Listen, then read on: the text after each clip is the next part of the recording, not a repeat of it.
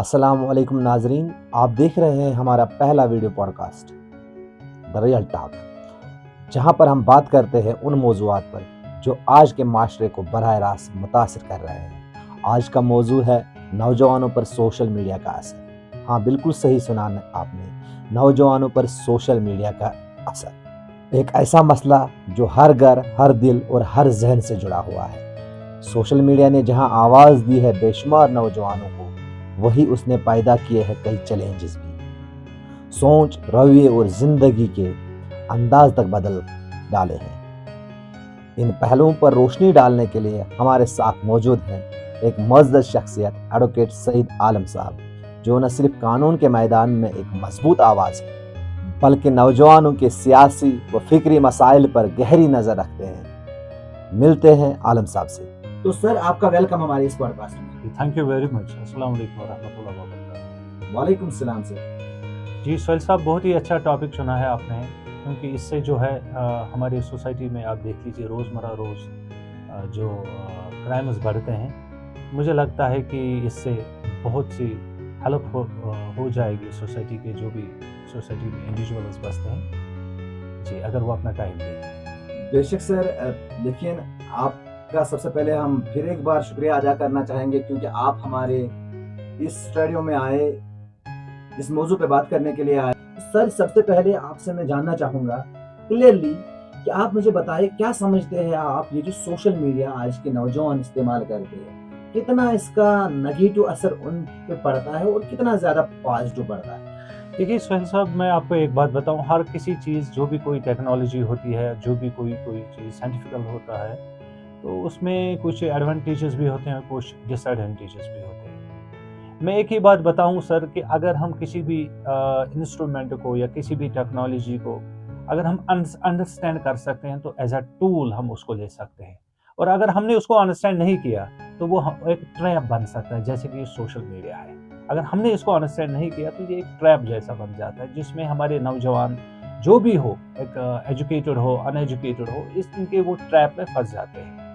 बिल्कुल सर, सही आपने कहा कि थोड़ा सा मैं आपको यहाँ पे बताऊँ सर, जैसा we are like right now talking on social media जी। प्लेटफॉर्म, अभी भी हम बात कर रहे हैं, तो मैं समझता हूँ एक पॉजिटिव एस्पेक्ट है। लेकिन हम यूथ में, I do not consider my self कि हम अभी यूथ वाले पीरियड में पार हो गए, सही। क्योंकि एटलीस्ट हमने उस वाले पीरियड को, जो हमारा सेंसिटिव पीरियड था, हमने उसको क्रॉस किया है। सही। तो लेकिन आपसे सर जानना चाहेंगे, क्योंकि आप समाज पे नजर रखे हुए हैं, तो क्या लगता है आपका आज का यूथ, कहीं ना कहीं आपको लगता है कि इन सारी चीजों में, जो कि आपने ये भी कहा कि एज ए टूल हमें इस टेक्नोलॉजी को इस्तेमाल करना चाहिए, तो उसमें कहीं ना कहीं ज्यादा फंसा हुआ है?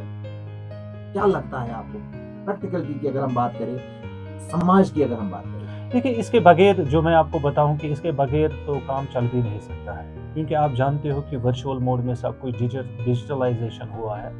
तो सब कुछ जो है आज वर्चुअल मोड में होता है, चाहे बच्चा हो, बड़ा हो, हर कोई ये जो है इस टेक्नोलॉजी से दूर नहीं रह सकता है। लेकिन अब ये है कि इसको यूज़ कैसे कर रहा है बंदा। मैं सबसे बड़ी बात कहता हूँ कि अगर कोई पढ़ने में इसको यूज़ कर रहा है, ऑनलाइन टीचिंग के लिए यूज़ कर रहा है, वो तो सही बात है। लेकिन ये ध्यान में रखना चाहिए हमें, कि हमें एक वो डिजिटल जो है डिसिप्लिन आना चाहिए, तब जाके जो है कि हम उस जाल में नहीं फंस सकते हैं, या इसके जो डिसएडवांटेजेस हैं उसमें नहीं आ सकते हैं। तो मेरा यही कहना है कि जो आजकल के जो हम हैं, हमारे बच्चे हैं, वो एक without knowing the digital discipline ये है क्या, इससे फ़ायदा क्या है, ये जानने के बगैर ही लोग अपना जो मोबाइल है सोशल मीडिया पे, वो सोशल मीडिया को, अगर पर्सनली वो सोशल मीडिया पे नहीं आते, लेकिन सोशल मीडिया को जो वहाँ पे फॉल्स और फ्रॉड एप्स हमें मिलती है, मैलवेयर मिलता है, डिफरेंट क्राइम्स में फंस जाते हैं, दिस ओनली बिकॉज ऑफ जो हमारे पास नॉलेज नहीं होती है। जी सर। बिल्कुल सही कहा सर आपने। लेकिन सर, बात असल में जो आती है, तो वो ये है कि क्योंकि टेक्नोलॉजी का, जैसे आपने कहा कि अगर लर्निंग के लिए इस्तेमाल हो जाए, या ऑल दोस थिंग्स जो कि इसके पॉजिटिव्स है, उन पे तो अभी हम बात नहीं करेंगे। फिलहाल हम छोटे से एक एस्पेक्ट पे बात करेंगे। जो सोशल मीडिया में हर बंदे के पास एक अकाउंट होता है, सोशल मीडिया, चाहे फेसबुक हो, इंस्टाग्राम हो, या और भी कोई सोशल वेबसाइट है, या ट्विटर हो, जहाँ पे सोशल मीडिया पे बच्चा ज्यादा जुड़ा है। मतलब एटलीस्ट हर बंदे के पास 3-4 अकाउंट होते ही होते हैं। अगर हर अकाउंट पे वो दिन में 10-10 मिनट स्पेंड करे, कि मैंने मिनिमम टाइम लिया, जी, तो आप खुद अंदाजा लगा सकते हैं, तब भी तो 40 मिनट 1 घंटा बन ही जाता है। जी, लेकिन जब हम रियलिटी की बात करें, रील स्किप करना, कोई चीज़ अपने स्टेटस को अपडेट करना, चेक करना उस चीज़ को जब हम काउंट करते हैं, तो मोस्ट ऑफ द टाइम एक यूथ जो है वो बहुत ज़्यादा टाइम सोशल मीडिया पे स्पेंड करता है। तो क्या कारण है? क्या लगता है आपको? क्या उसका कोई नेगेटिव इम्पैक्ट उसकी स्टडीज़ पे पड़ता होगा कि नहीं? जी, सोहेल साहब, जो आपने बहुत ही अच्छी बात कही। अगर हम देख लें कि जो रील्स हम स्क्रॉल करते रहते हैं, कंटिन्यूअसली स्क्रॉल करते रहते हैं, आप देख लीजिए इसमें एक इमोशनल डिस्ट्रैक्शन हो जाता है। इंसान के ज़हन में एक नई पिक्चर बन जाती है, इमोशनल डिस्ट्रेस में आ जाता है। तो ज़रूरी है, ये तो कॉमन सेंस की बात है, जब बंदा बिफोर स्लीप कैमरा पे आ जाता है, रील स्क्रॉल करता है, तो डेफ़िनेटली उसकी मेंटल हेल्थ पे भी असर पड़ेगा, और डेफ़िनेटली जो उसकी एजुकेशन है, जो उसका बाकी करिकुलम है, उस पे भी असर पड़ेगा। तो सर सीधे आपसे थोड़ा-सा जानना चाहेंगे, जी। क्या लगता है आपको, जैसा कि हमने पहले ही बताया, यू आर अ कीन ऑब्जर्वर ऑफ अ सोसाइटी, आपने चीज़ों पे नज़र रखी है, अपने घर पे आपका अच्छा खासा एक्सपीरियंस रहा होगा कि आप हर चीज़ को वो कहते हैं ना क्लोज़ली ऑब्जर्व करते हैं। क्या लगता है आपको किस तरह से इस चीज़ को हमें कंट्रोल करना चाहिए? यानी कि ये जो वॉच टाइम है बच्चे का, जो सोशल मीडिया पे कहीं न कहीं कम होना चाहिए उसका? देखिए सर, ये तो आप जानते ही हैं कि हमारी जो सोसाइटी है डिफरेंट ग्रुप्स में बटी हुई है, जिसमें ये तो नहीं कह सकता हूँ, मैं ये कहूँगा कि कुछ हमारे लर्नर्स हैं, कुछ जिन्होंने लर्न नहीं किया है कुछ, या हम यूँ कहें कुछ एजुकेटेड है, कुछ अनएजुकेटेड है, तो उन तक ये बात पहुँचाना एजुकेटेड के लिए तो ईज़ी मसला है। वो कैसे कोप अप कर सकता है, उसको किसी के मशवरे की ज़रूरत नहीं है। लेकिन बात उनकी है जो अनएजुकेटेड है, जो ये नहीं जानते हैं कि ये जो सोशल मीडिया है, ये बच्चों को कैसे ट्रैप कर सकता है और इनका करियर कैसे तबाह कर सकता है।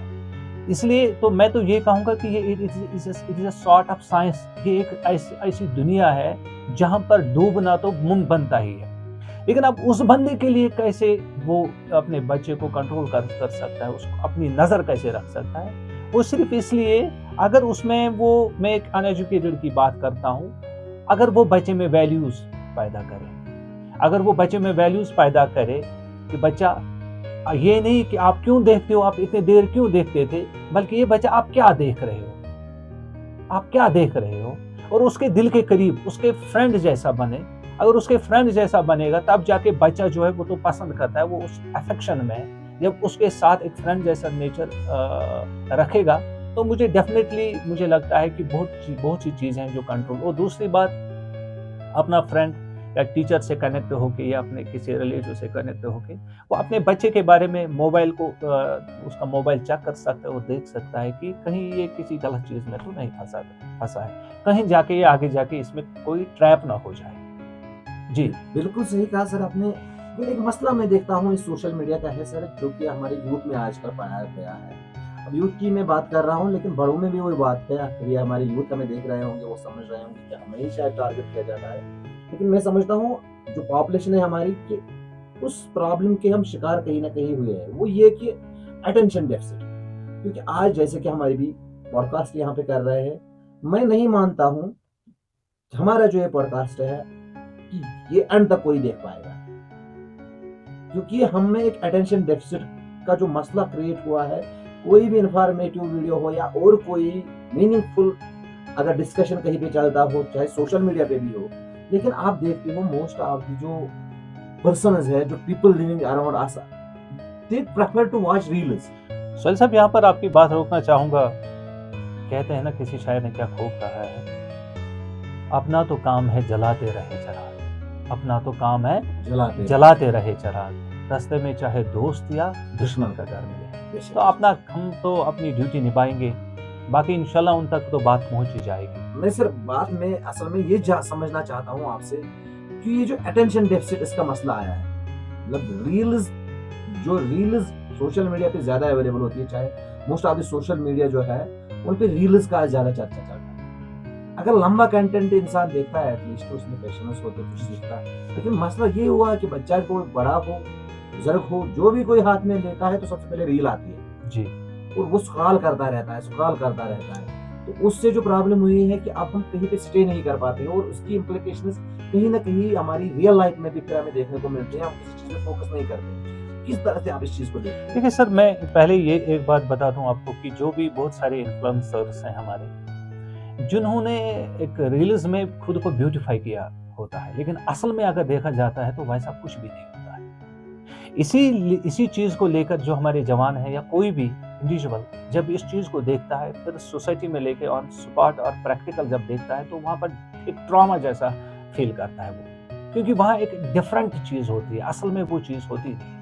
तो मैं सर ये कहूँ फिर इस बात को कि एक सोशल आइडेंटिटी एक इंसान की बनी है और एक रियल आइडेंटिटी। यस, यानी कि अगर मैं एक बंदा हूँ, एक सोशल मीडिया पे मेरा एक अपना एक आइडेंटिटी मैंने क्रिएट करी है, लेकिन रियल में मेरी आइडेंटिटी डिफरेंट होती है। बिल्कुल, तो वो मिसमैच में भी है, वो भी तो दूसरा कंसर्न है, इस पे भी हम बात करते हैं, लेकिन आपने यहाँ पे सर बात छेड़ी तो इसलिए मैंने यहाँ पे इस पर ये जो सोशल आइडेंटिटी और रियल आइडेंटिटी का कंफ्यूजन है, ये भी एक मसला खड़ा हुआ है। लेकिन फिलहाल ये जो रील्स का आपने सही बताया कि कंटेंट क्रिएटर्स यानी कि इन्फ्लुएंसर्स की तरफ आपने इशारा किया कि उन्होंने उस चीज को थोड़ा सा ब्यूटीफाई किया होता है, सोशल आइडेंटिटी क्रिएट करते करते अब लोग उस सोशल आइडेंटिटी को लाइक करते हैं और अपनी रियल आइडेंटिटी को इसमें मर्ज करना चाहते हैं। लेकिन दो आइडेंटिटीज अगर हम मर्ज करेंगे तो that is not possible in practical. लेकिन इस तरह से कहीं ना कहीं हमारा टाइम इस चीज में जाता है, बाद में तो हमें समझ आता है कि रील्स को स्क्रॉल करने से हमें कुछ नहीं मिलता है। तो फिलहाल अभी थोड़ा सा फोकस करेंगे हम एग्जाम के रिलेटेड ओरिएंटेड थोड़ा सा। अभी एग्जाम सर थोड़ा चल रहा है, तो आपको लगता है कि ये जो सोशल मीडिया पे अगर बच्चा टाइम थोड़ा कट करेगा इन दिनों, एग्जाम के लिए प्रिपेयर करता है, बाय डिफॉल्ट एक मोटिवेशन आती है बच्चे में, अगर वो क्या करेगा थोड़ा सा उस मोटिवेशन की मदद से रील्स को देखना थोड़ा बंद करेगा, कंटेंट पे शिफ्ट करेगा, एक हैबिट उसमें क्रिएट हो जाएगा। तो you think that sir in long run उसको फिर ये मदद करेगी जब एग्जाम खत्म होने के बाद भी क्या वो सस्टेन कर पाएगा, उसी कंटेंट पे रील्स पे वापस ना आए? देखिए सोहेल साहब, सबसे बड़ी बात यह है कि बोलना आसान है लेकिन करना मुश्किल। हमारे नबी पाक सल्लल्लाहु अलैहि वसल्लम से किसी ने फरमाया कि जो सब्र है वो कैसे आता है। हमारे प्यारे आका हजरत मोहम्मद सल्लल्लाहु अलैहि वसल्लम ने फरमाया कि सब्र करने से आता है। अगर कोई बंदा चाहेगा कि आज तो मैं 1 घंटे के लिए नहीं देखूंगा, मैं 10 मिनट के लिए नहीं देखूंगा या 2 घंटे के लिए नहीं देखूंगा, मैं बीच में 10 मिनट हो जाएंगे, इतना एडिक्ट हो गया है, नोटिफिकेशन कोई आएगी, कुछ ना कुछ आएगा, तो वो डेफिनेटली सोशल मीडिया पे दोबारा आ जाएगा, उसको डिस्ट्रैक्शन होगी। लेकिन ये कैसे होगा? मैंने पहले ही कहा सब्र करने से आता है। अगर ये लोग चाहते हैं, इसके लिए मैंने पहले ही बोला था, अर्ज किया था आगाज में ही कि एक बंदे को डिजिटल डिसिप्लिन होना चाहिए। इसको पहले से ही बच्चे में, एक पेरेंट को बच्चे को पहले से ही ये डिसिप्लिन देना है कि बच्चा आपको किस टाइम, ड्यूरिंग मील आप रील्स नहीं देख सकते हो, सोने से पहले आप रील्स नहीं देख सकते हो, पढ़ने के दौरान आप रील्स नहीं देख सकते हो। तो जब तक ये आप इसमें ये डेवलप नहीं हो जाएगा, धीरे धीरे ये बच्चे में खुद डिसिप्लिन डेवलप हो जाएगा। बिल्कुल सही सर, इसी तरह इसीलिए मैंने भी ये क्वेश्चन थोड़ा उठाया क्योंकि आज तो टाइम बनता ही है पेरेंट के लिए कि बच्चा ऑलरेडी शिफ्ट हुआ है एग्जाम की वजह से, थोड़ा सा उसने अपने आप को रोका है सोशल मीडिया पे आने से कि एग्जाम का प्रेशर की वजह से। मैं चाहता हूँ कि पेरेंट को इस अपॉर्चुनिटी का फायदा उठाना चाहिए। जैसे सर ने कहा कि एक डिसिप्लिन्ड लाइफ अगर होगी, एक मीडिया को यूज करने का या डिजिटल गैजेट्स का एक डिसिप्लिन उसमें डेवलप होगा, तो एक अपॉर्चुनिटी है आज हमारे पास, क्योंकि क्यों ना हम उस अपॉर्चुनिटी का फायदा उठाएं। बच्चे प्रिपरेशन कर रहे हैं, उनको थोड़ा सा एटिकेट्स बताएं कि सोशल मीडिया कैसे यूज करना चाहिए, तो एक अपॉर्चुनिटी बने। तो डेफिनेटली हम सर से जानना चाहेंगे, सर थोड़ा सा हमें बताइए फिगर्स, कितना टाइम ऑन एन एवरेज एक यूथ स्पेंड करता होगा सोशल मीडिया पे? अगर हम अपने कश्मीर की बात करें, लीविंग द कंट्री असाइड, आप कश्मीर के बारे में थोड़ा सा हमें बताइए। देखिए सर, अगर हम कॉलेज स्टूडेंट्स की बात करें तो 6 to 8 आवर्स वो per day on social media use करते हैं। 6 to 8 hours per day social media पे यूज करते हैं सोशल मीडिया। ये सर ये रिसर्च की गई है। अगर खुशी सिर्फ कश्मीर की बात, कॉलेज स्टूडेंट्स की और बाकी सारे और अगर बाकी यूनिवर्सिटी की बात करें, यूनिवर्सिटी में देखें तो 2 to 4 आवर्स, इससे कम 2 to 4 आवर्स वो यूज करते हैं। यानी कि सर जैसे ही हम हर क्लास में जाते हैं, जैसे एज फैक्टर ऊपर जाता है, टाइम कम होता है। एक्सपेक्ट ये किया जाएगा कि अगर बच्चा बड़ा हो गया है, यूथ उसने क्रॉस किया, तो मे बी वो सोशल इंटरेक्शन ज्यादा बनाएगा, लेकिन रिवर्स डाटा आ रहा है। यानी कि यूथ ही ज्यादा इसमें फंसा है, स्पेशली टीनेजर्स की अगर हम बात करें। और एक सर सोहेल साहब, एक और रिसर्च की बात अगर मैं जी, करूं, जी। अगर फर्स्ट 6 मंथ्स ऑफ ईयर 2025 की बात करें, मोर देन 12,000 केसेस जो रजिस्टर हुए हैं। अगर हम नेशनल क्राइम रिपोर्ट पोर्टल की बात करें, मोर देन 12,000 केसेस रजिस्टर हुए हैं साइबर क्राइम। आप देख लीजिए, और वो भी जो रजिस्टर हुए। सर यानी कि 2025 का डाटा आपने जी दिया। जी, 2025 की अगर बात करें, वो भी 6 मंथ्स 2025। तो व्यूअर्स को हम यहाँ पे डेफिनेटली बताना चाहेंगे, this is the reason we have taken this topic, क्योंकि ये जो मसला है काफी गरीब मसला है। इस पे और भी हम बात करेंगे, और भी चर्चा के साथ बात करेंगे, इसके प्रॉस एंड कॉन्स हम जानेंगे हमारे गेस्ट से। लेकिन इस वक्त आपसे हम अलविदा चाहते हैं, क्योंकि टाइम हमें परमिट नहीं करता है कि हम आगे इस प्रोग्राम को बढ़ाएं।